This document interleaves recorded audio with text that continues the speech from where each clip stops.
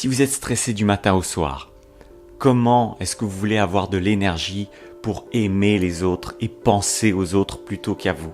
Comment est-ce que vous voulez avoir de l'énergie pour prendre soin des choses qui comptent? Quand on est trop stressé, on se concentre sur le matériel. On se concentre sur ces choses qui sont au-delà de la surface de l'iceberg. Et on oublie tout ce qui se trouve sous la surface de l'iceberg, qui représente la plus grosse partie du rocher.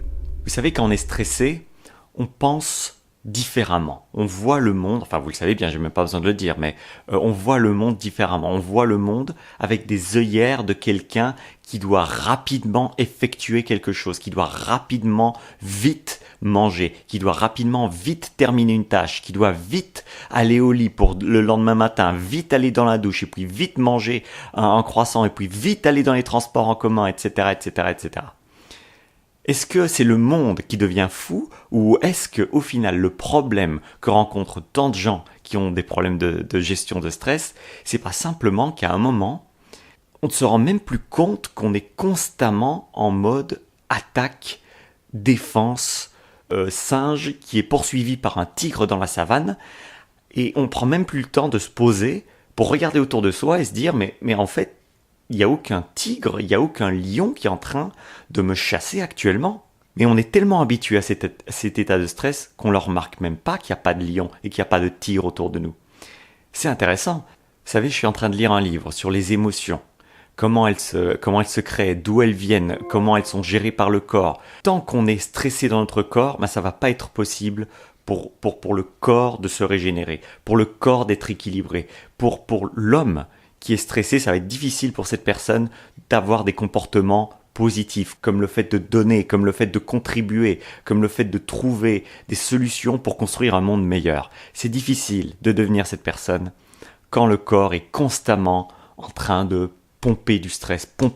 Et cette inondation d'hormones de stress dans le corps empêche la reconstruction du corps. Un corps qui est sous pression, un corps qui est stressé, c'est un petit peu comme un pays qui met tout son budget au niveau du département de la défense et qui met vraiment tout son argent au niveau de la sécurité du pays.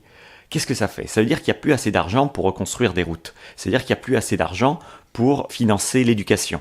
Et on se retrouve avec un gros déséquilibre dans ce pays. On a un pays qui est tout le temps en train d'imaginer qu'il y a un autre pays voisin qui va rentrer en guerre avec et qui met tellement d'argent dans l'armée, qu'il oublie de nourrir ses habitants. Et c'est un pays très pauvre, ça. Et peut-être que notre corps, quand il est trop sous pression, ça devient un peu comme ce pays-là. Ça devient un pays qui est déséquilibré, un pays qui pense court terme et plus long terme, un pays qui se rétracte sur lui-même plutôt qu'un pays qui s'étend et qui est en harmonie avec les autres pays. Alors si vous vous sentez un peu stressé aujourd'hui, je sais pas quand vous regardez cette vidéo, je sais pas si c'est le matin, la nuit, le soir, l'après-midi, comment est-ce que vous sentez dans votre corps? Est-ce que vous sentez vraiment détendu? Ou alors est-ce qu'il n'y a pas cette chose à laquelle vous êtes en train de penser maintenant, tout de suite, qui vous ennuie, que ce soit consciemment ou inconsciemment? Cette chose que vous devez faire mais que vous n'avez pas fait encore et ça vous ennuie, ça vous irrite.